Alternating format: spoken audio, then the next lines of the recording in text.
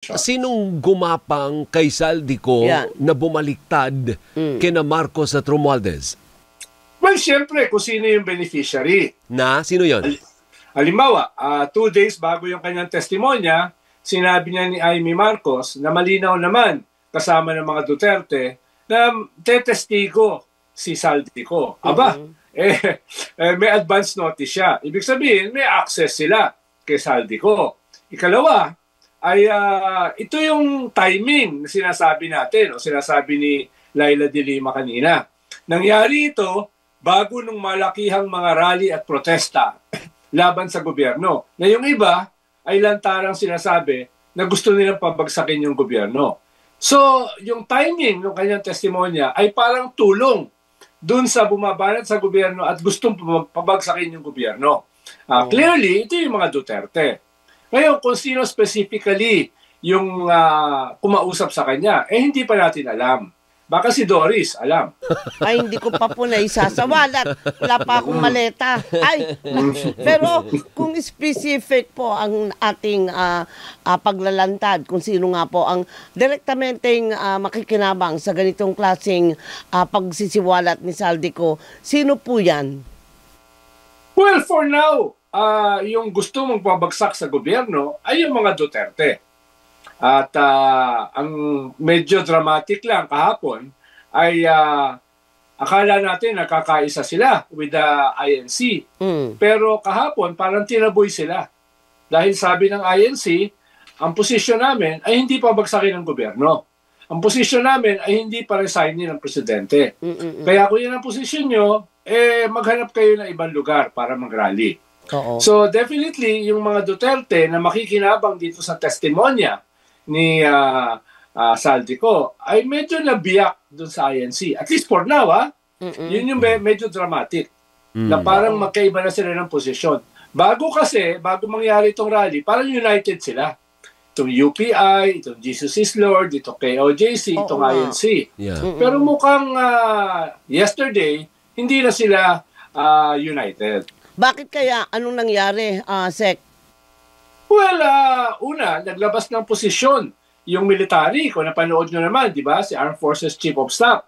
Kasama si Bishop Pantoja, yung head ng mga evangelicals, na pinray over sila, na sila ay titindig sa konstitusyon. Hindi sila magpapagamit dun sa mga gusto magpabagsak sa gobyerno. Sila ay mananatiling neutral. So, ibig sabihin, clear message ito dito sa mga destabilizers, dito sa mga gustong pabagsakin yung gobyerno, itong mga nagpoprotesta laban sa gobyerno, na hindi nila matitrigger yung withdrawal of support ng military. Naglabas din ng posisyon ang simbahang katoliko, ang CBCP, na gusto namin ipagpatuloy itong investigasyon na ito. Hindi ito pwedeng iwasan ng presidente, pero dapat ito lahat ay mangyari within the constitutional framework. Tutol kami sa junta. So itong dalawang napaka-influential na grupo, military at saka simbahan, ay tingin ko malaki yung epekto dito sa nangyayaring destabilization na plano o itong nangyayaring mga plano para pabagsakin ng gobyerno. Do you think, Secretary, mapapabagsak ng testimonya nitong si Saldico ang administrasyon? Kasi ang strategy, inutay-utay. Oo nga. Hindi ko alam kung may kasunod pa yung pangatlo. Ano po? Do you think kayang tibagin ng testimonya nitong si Saldico ang administrasyon? Well, again, inuulit ko, kailangan itong harapin ng gobyerno. Hindi nila pwedeng ipagpag lang ito. Kailangan nilang harapin.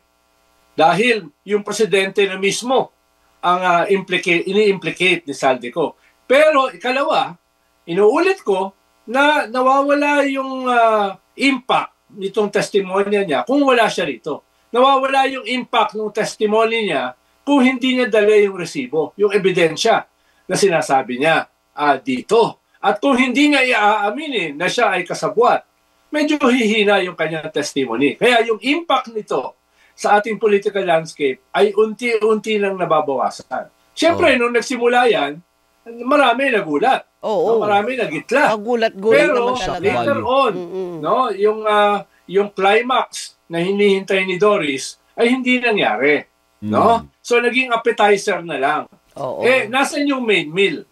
Yung main meal ay dapat sa pagpunta niya rito. Correct. Mukhang hindi naman siya pupunta. Mukhang inaatado kasi.